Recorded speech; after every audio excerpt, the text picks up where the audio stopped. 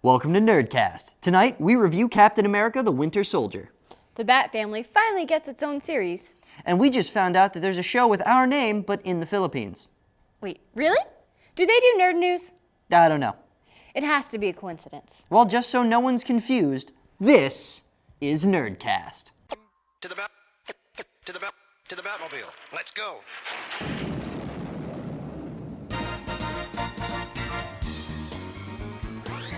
Atomic batteries to power. Turbines to speed. Roger. Ready to move out. Hello everyone. This week is going to be insanely packed with superhero themes. That's right, Trevor. Plus, we're going to show you all you need to know to be your own superhero. Which is? Money. Fair point. There's been lots of interesting news this week, so let's get started. Stanford is working on a controller that can gauge a player's brain activity and adjust the game accordingly. They started with a 360 controller and modded it. It measures things like heart rate, blood flow, even a person's breath to determine how a game is affecting them, and it will change the gameplay based on the results. They've talked about this before, and I don't know why I need it, but I need it. Microsoft is working on 6 different TV shows exclusive to Xbox. These shows are going to focus on the 18 to 34 male demographic. Yes, you will probably need a gold subscription. It's weird that you keep asking this. You might have also noticed that you can upload game clips to YouTube much easier now thanks to the latest update. Finally, Xbox is doing something right. Xbox One prices are also falling. A Titanfall Xbox One has turned up, and it comes with a year of gold for less than the original selling price. The Forza 5 bundle is coming in at the same price, but seriously, which one are you going to buy? There has been no announcement of an official price cut by Microsoft, but oh how the tables have turned. Didn't you guys watch what happened to Sony with the PS3? And thus history repeats itself. My Google, you have been busy. They're following Amazon and plan on creating their own Android-based streaming box. Not too many details are released yet, but Google I/O is in June, so we'll probably hear more then. Elder Scrolls Online is already getting an update. They will be adding a new area called Craglorn. It will feature 4-player missions, 12-player trials, and of course, new monsters. This comes in at quite a pivotal point for the game as free trial subscriptions will be coming to an end for its early adopters. And there goes another 500 hours of my life. Local multiplayer is coming to Mitch's favorite game, Goat Simulator. You can play as a goat, but then you can play with other people playing as a goat. Yeah, that's happening. No, they won't do online multiplayer. I'm not sorry. Also, someone created a mod where you can play as Shrek instead because apparently that needed to happen. Researchers are looking into a new way to protect your phones. At Georgia Tech, they're developing an app that monitors the device for intruders based on taps, swipes, and overall movements. Basically, it learns about your habits to prevent from other people from touching your stuff. So what if I end up locking myself out of my phone? Oh, it has a 98% accuracy rating for phones and 97% for tablets. Most people won't have to worry about that. We should, however, warn you that not all apps are created equal. There's an app that promises to protect you from malware while simultaneously improving your battery life. It's called Virus Shield, and it's a paid app at that. Well, Virus Shield is fake. Not the app itself, it just lied about everything it's supposed to do. Wait, a company lied? Oh, alert the media! Mitch, we are the media. No, the real media. It doesn't actually do anything besides change an X to a check. People continued to buy the app because it was rated highly in the App Store for no apparent reason. Google has already removed the app, but this makes me wonder if they won't start to follow Apple's pre-approval process. I mean, people lost real money on this. It was more than just a 99-cent app. Coming off the extremely successful Skyrim, the Scrolls series has enough momentum to make any game they could ever envision.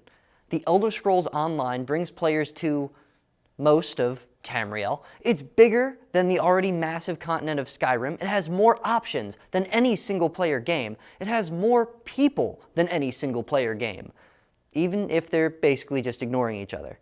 Bring the internet together, and you'll find that it generally just wants to be left alone. I never realized how much the Skyrim gameplay was already like an MMO. Online feels like Elder Scrolls is coming out of the closet. This is who I am. God, don't you get it, Dad? For fans joining us from the Skyrim community, the biggest changes will be the taskbar, area of effect attacks, and basic human communication. These are MMO staples at this point, but they do lend a different feel to the gameplay. The taskbar offers more combat options while still being limited enough to force players to choose strategically which abilities they need to specialize in. I also enjoyed the dodgeable AoE attacks, which make combat slightly more active than your standard MMO battle.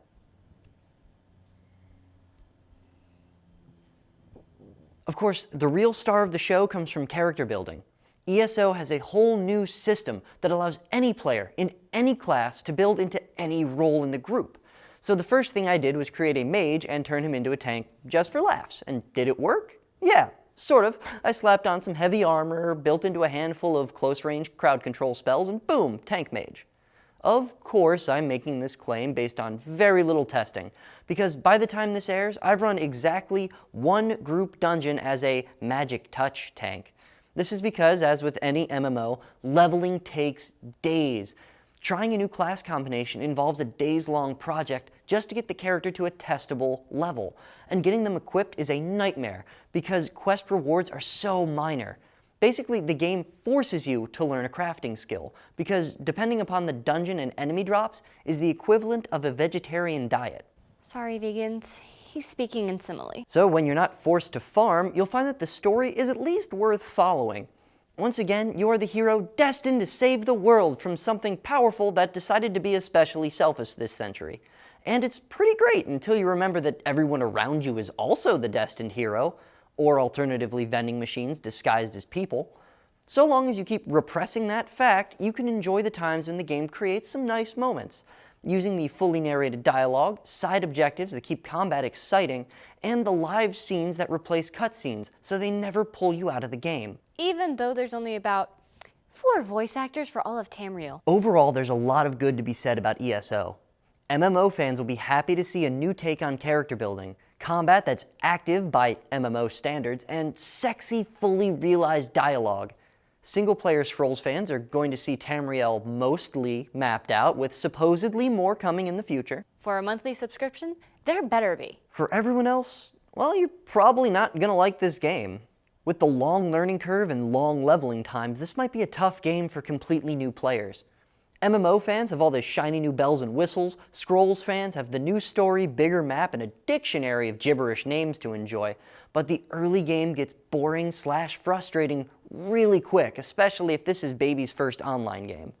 Still, with the replayability, graphics, combat, everything about this game screams quality MMO, and if you have a senpai to guide you through the first, say, 10 levels, I don't think you'll be disappointed. It's a big world out there. And don't forget to buy a horse.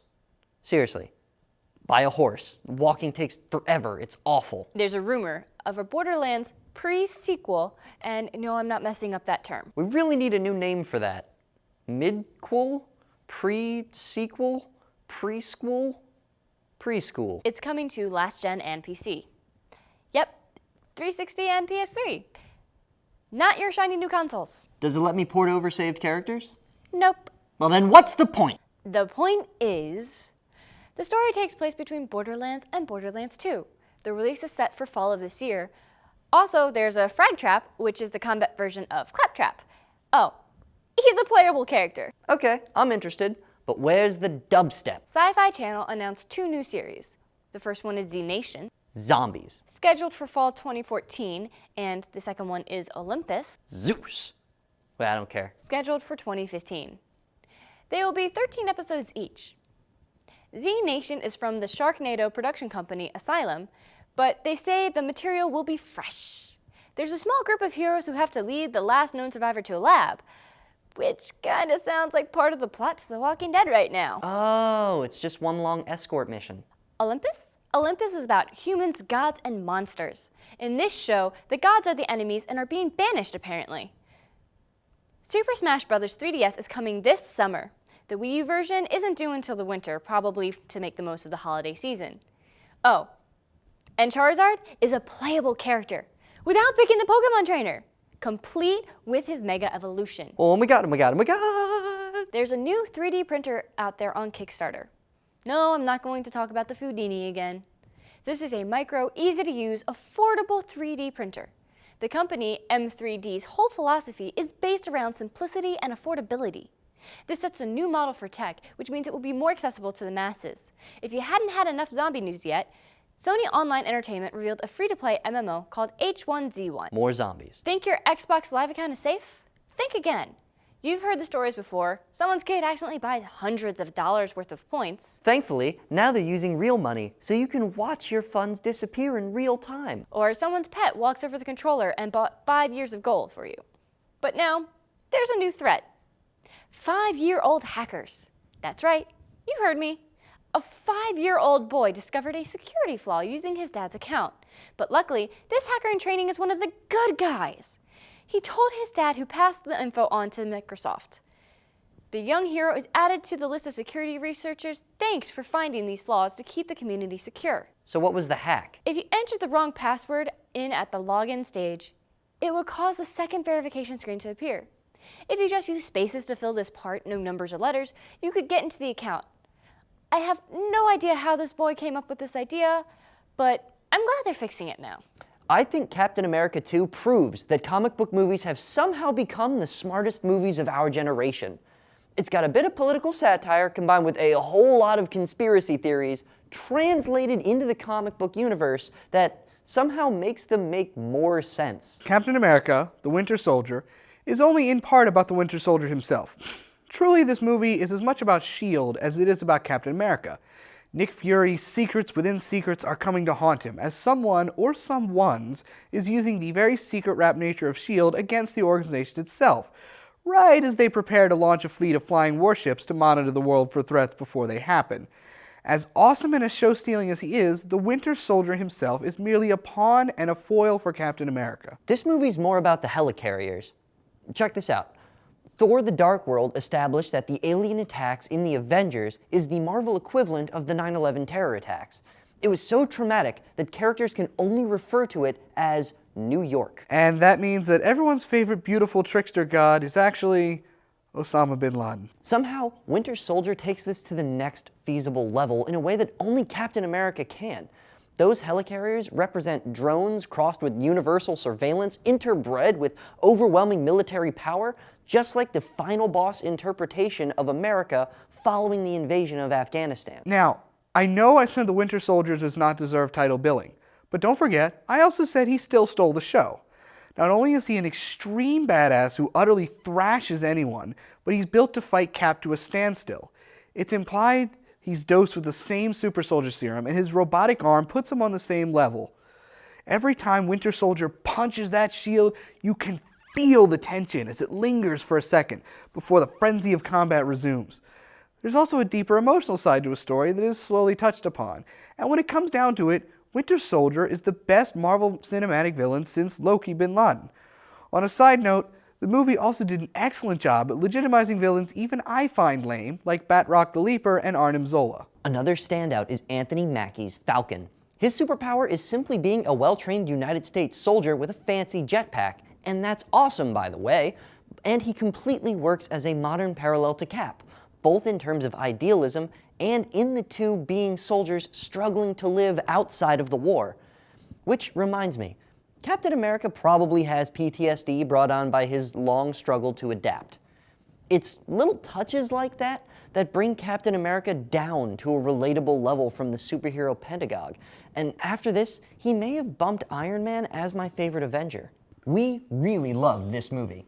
As an action movie, it's a spectacular, ranging between massive air battles to Jason Bourne stuff. My only complaints are the moments when the audience has to suspend their disbelief. Maybe Cap's shield shouldn't be able to bounce like that, and maybe Nick Fury's flying fortress car skirts the line to silly, but for a comic book movie, you'll find that this is a nearly perfect film. Honestly, I'd put this one on the same level of quality as the Avengers. The scale's not quite as big, but the human drama and smaller intricate pieces make up for it and then some. Between the superb hard-hitting action, the political depth, and the intense drama, this is definitely one of the best superhero movies out there. Hail Hydra. Hail Hydra.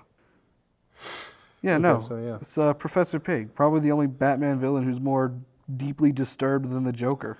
You know what I've actually noticed about a lot of our superheroes? Aside from having a slew of sidekicks, they're also insanely ripped.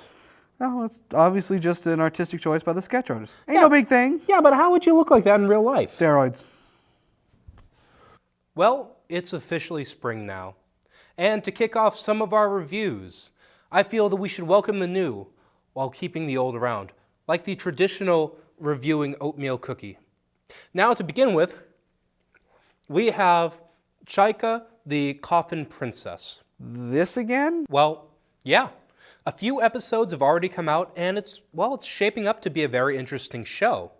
Now, a lot of people are probably wondering, how does a light novel translate into an anime? We've seen comic books into movies, we've seen manga into anime. But how does it really stack up? Now, the art is a little bit odd, but overall it's a very strong adaptation. Now, the show itself is about a character named Toru Akura, who basically is one day foraging out in the woods from his village. He meets this girl in full gothic Lolita, toting a coffin. A girl after my own heart. Roll your tongue back up, Game Boy. Stephanie Brown. She seems lost, only speaking in, actually sentence fragments, if anything. He offers to take her into his village and, offers her breakfast. And then, what do you know? Bronies, brace yourself, unicorn attack. Now, during this whole battle sequence, it's revealed that Toru is something called a saboteur, which is basically kind of like a magic user. And after this is discovered by our lovely coffin-toting Gothic Lolita, she actually hires him to do a job, to acquisition this mysterious unnamed object. Spoiler time? Nope. Nightcrawler #1. I'm new to the whole Nightcrawler fandom. He's been dead for most of the time I've been reading comics. But as he returned to the pages of Amazing X-Men, the blue guy has started to grow on me. Like the mushroom in my virtual shower. Hey, I'm just saying he's a bit of a fun guy. This issue is an excellent expression of how well-rounded a protagonist he is. His teleportation makes him much less of a bruiser, so he has to use his wits and skill in combat, making for a very interesting fight scene. Kurt is super guile. His return to life is a good excuse to introduce new readers to his life and supporting cast. It all works out pretty well. The only problem I had was that I'm just not a big fan of Todd Nauck's artwork. Comic Vine seems to be big fans of his, but I found the faces very clunky, and there tended to be too many panels that focused on the clunky faces. But overall, it was a slightly more promising start than I expected. 8 out of 10. Okay, so next up on the anime chopping block, we're looking at 1 Week Friends. Now, like the series I just reviewed, it's had a little bit of time to breathe, but not exactly enough time to really spread its wings just yet. And for those who don't remember... Remember what? Essentially, we're looking at the story of a teenage girl who has amnesia and can't remember anything that goes past a 1-week period. And, of course, it's about a boy as well who wants to be her friend every single week. Now, granted, it's a little bit of a hokey story. And, you really can't blame it for that because it doesn't try to be something that it's not. It's a very sweet, gentle, and a very cute series, and with the cherry blossoms in full bloom, it's time for a good love story. Iron Fist, the Living Weapon, #1. So, I know very little about Iron Fist, aside from him usually being a hero for hire with Power Man back in the 70s. Still more than I know. After this issue, I'm not sure I know enough about him yet, but that's not going to stop me from reading this series. I'll be bothered if we don't get a good picture of him by this arc's end, but the debut issue had a lot going for it. The fragments of the past we keep seeing paint an interesting picture, and while the surreal art is a bit hard to follow at times in the talking portions, the fight scene in this issue is all kinds of intense. The backgrounds could use some more detail on a more regular basis, is the bottom line. But when the panels work, they work. I'm also giving this one an 8 out of 10. So, an anime about ping pong. Next. Maybe. This televised turnabout of tabletop tennis teeters on the tedious. Say that 5 times fast. Yeah, the show overall seems, pretty generic and, if anything, a bit lackluster. Now, that's only at a glance. The story itself, it's kind of decent, but what's really interesting is actually the artwork itself. It's horrendously surreal, and, it's kind of worth a shot. All New Ultimates #1. Brian Michael Bendis spent some good time during the last arc of Ultimate Spider-Man and Cataclysm setting up this new young team of Ultimates. And then the reins were handed to Michael Fife, who doesn't really seem to know what he's doing, just as much as the characters don't really seem to know what they're doing. Because that's always a great idea. I mean, I know S.H.I.E.L.D. was shut down, but come on. Spider-Woman, being a former member of S.H.I.E.L.D., doesn't have any connections of any kind to do this, even somewhat legitimately. They don't bother tying criminals up as far as I see. They just kind of tussle and they leave. Every interaction among the team just oozes awkwardness, especially the plot setup for this arc, which really just feels like we missed a couple scenes. What's not helping this mess is the so-so artwork of Alma Carpena, who seems to not care about making the characters recognizable out of costume. Artistic difference is one thing, but this is just laziness. 6 out of 10. Because a month can't go by without me referencing Lupin III or Space Dandy, sometimes both in the same month, we're looking at another brand new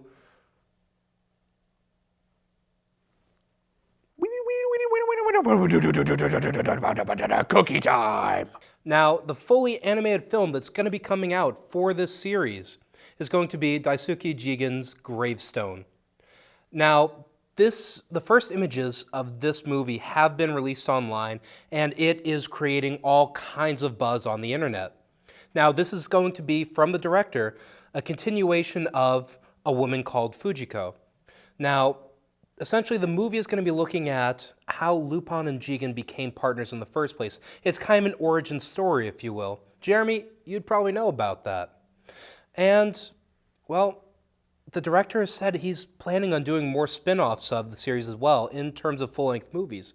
So maybe we could be looking at an entire genesis of the whole gang in general. And what really bothers me, though, and this is why I might be skeptical, despite my love of the first movie and the series as a whole, the director is trying to go for a new and cool Lupin. Could this pan out in a favorable direction? We'll see. Batman Eternal #1. It's finally here. Batman Eternal, the weekly series. And yes, all you really need to know is that it seems exactly as good as expected. It's not perfect. There's some minor pacing flaws in the middle, but nothing close to deal-breaking. Some assembly is required. The big finale is teased, and it's a doozy. And the first major plotline is set up with all sorts of layers to the mystery. Every aspect of Batman is set to be pushed to the limit, and it all begins with a conflict with a personal favorite Batman villain of mine, the deeply disturbed Professor Pig. This first issue isn't perfect, but it's really close, and it certainly offers up some incredible storyline potential for the future.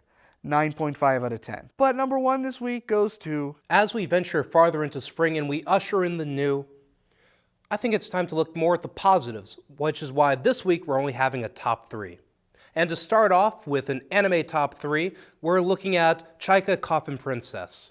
Now, it's a little bit dark considering the season we're going into, but, you know, it's a good alternative to what else is out there right now. #3 comic this week, all new dupe #1. There was some surprisingly deep fourth wall breaking, the likes of which we really haven't seen much since the late 80s.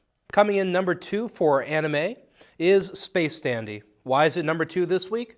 Well, we thought it'd be fair to give someone else a shot at the title. The #2 comic this week was Batman Eternal #1, because, yes, it was as amazing as we'd all been hoping for, and it comes out again next week, and the week after that, and it's just, yes! And the top of our anime chart this week is the highest rated show from various anime sources and networks online, is The World is Still Beautiful. And this cookie is still tasty. But the show-stealing #1 comic this week was Deadpool #27. And not just because it was a huge issue, but it's just rare to see Deadpool have such a truly, truly happy moment in his life, especially after the events of The Good, Bad, and the Ugly. This week's Good Bad Random is also superhero themed. Man, we really went overboard with superheroes this week. Just like comic writers are obsessed with radioactive, well, anything. They make so much money. Good. Superhero movies make production companies more willing to experiment simply because they make so much money. Bad. Daredevil. Random. Did you know that the Ant-Man movie is coming after Avengers: The Age of Ultron, even though Ant-Man was the one who, well, built Ultron? Oh, and also, did you know that Ant-Man is getting a movie? Good. Superhero movies are smart. Since costume dudes are basically just symbolism, they can be used to tell complex stories, even to maybe not the highest IQ average audiences. Bad. Catwoman. Random. DC and Marvel both have a trademark on the word superhero. Now, we can say it because we're not important enough to get sued. Superhero movies didn't used to be a big deal, but now we have so many that it proves we're in the age of the nerd. Bad. Joel Schumacher's Batman and Robin. There is seriously a learning curve on these movies. Random. In case you are trying to gauge exactly how long we have left before the zombies come, I Am Legend shows that it's going to happen right before we have Superman versus Batman. Now would be a great time to start marathoning all those reruns of Doomsday Preppers. Lucas, I'm sorry about the steroid comment. And I forgive you. You do? It's what any good hero would do. Whoa! When'd you... Bill, how'd you get here?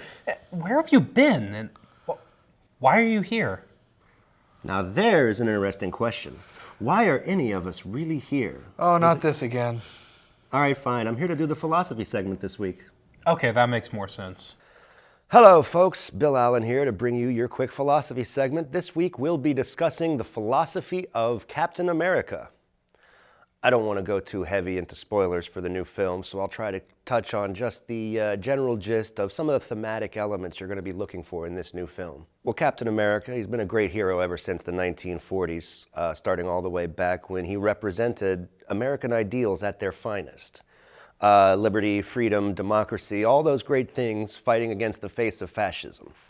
Captain America was one of the first big superheroes that's still with us today, that didn't have to be reimagined or reinvented too many times in his long history, because the core values that this character holds on to are stuff that we either embrace openly or wish that we embraced openly. In the new Captain America movie, Captain America finds himself having to deal with some of the issues that modern soldiers face, making him more relatable to our society today, making him a more compassionate, empathic character. One of the big issues he has to deal with is post-traumatic stress disorder. Whenever someone's seen a lot of anything horrific or traumatic or just too much to handle, they tend to develop some problems afterwards. And this is a serious concern in our world today that often doesn't get looked at in movies of this nature, because our heroes are supposed to be able to handle everything. They're supposed to be larger than life, so these kind of things don't bother them. But when you have a guy like Captain America who's lost all of his friends, all of his family, seen horrors and things beyond imagining, it is something that's going to have to be addressed at some point, both for himself and for the other soldiers that he's going to deal with in the course of this movie. And they do a pretty good job of touching on some of the key issues regarding PTSD and the importance of dealing with this as an issue. But the major theme in this Captain America movie deals with the old question that gets repeated so many times. I'm sure you've all heard the quote, those who sacrifice freedom for security deserve neither. That's a terrible quote. I'm sorry, but it is. It is possible to have freedom and security. But what it takes to do that is to have a sense of responsibility and a moral compass that's going to point you in the right direction to walk that line. In this movie, S.H.I.E.L.D. represents the we want security and don't worry about freedom side of things. And the bad guy, quote unquote, bad guy, played by Robert Redford, represents the other side of it, where it says having that much security is not good for freedom. And it turns out in this movie that both sides are wrong, even in our modern day as we debate things like Homeland Security and the Patriot Act and every other little piece of legislation designed to keep us safe and stop the bad guys, sometimes we do go too far because there is a middle ground, and that's what Captain America has always been about finding. He is a regular guy, in spite of his superpowers, in spite of everything he's been through, and the fact that he is one of the big heroes in the Marvel Universe. He's just your average guy. He always has been. He's a blue-collar soldier. And he knows that swinging from one extreme or the other is not the answer. The trick is to find that happy balance that lets you have both. If giving up freedom for the sake of security is bad, giving up security for the sake of freedom is foolish.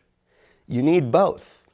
And Captain America is the embodiment of that. The super soldier was designed to be a weapon, but his weapon of choice is a shield. As a final thought, I would just like to add that it was Nietzsche who originally came up with this concept of the Superman. And Captain America is the embodiment of that concept, starting back in the 40s when he was created on through to the present day. And while it is the Superman aspect of his character that gives him his powers, it is the man aspect that's what makes him a hero. Thanks and have a nice night. Well, that's this week's show, guys. Follow us on Twitter to get the latest news, posts, and merchandise. Wait, we don't have merchandise. All superheroes have merchandise, Jess. Mitch, for the last time, you are not a superhero. But I try so hard. I know. I guess we're still doing sound check. Hi everyone at home, this is a blooper reel. Welcome to Nerdcast. Tonight, we review the Captain America... Winter Soldier something something Hail Hydra. Is it even? Said that one. We're doing this one. Oh, I did say random before that. Yeah, that one's good. All right. Kids, this is why you have a producer. Rambling is difficult. Really, you do it all the time. I know, but why can't we do it on command? Good. Superhero... Sorry. Catwoman. Woman cat. So, the voices in your head, what do they sound like?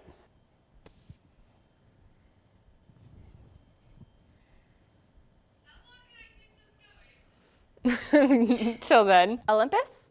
Olympus is about humans, gods, and zombies. Also zombies. Zombies.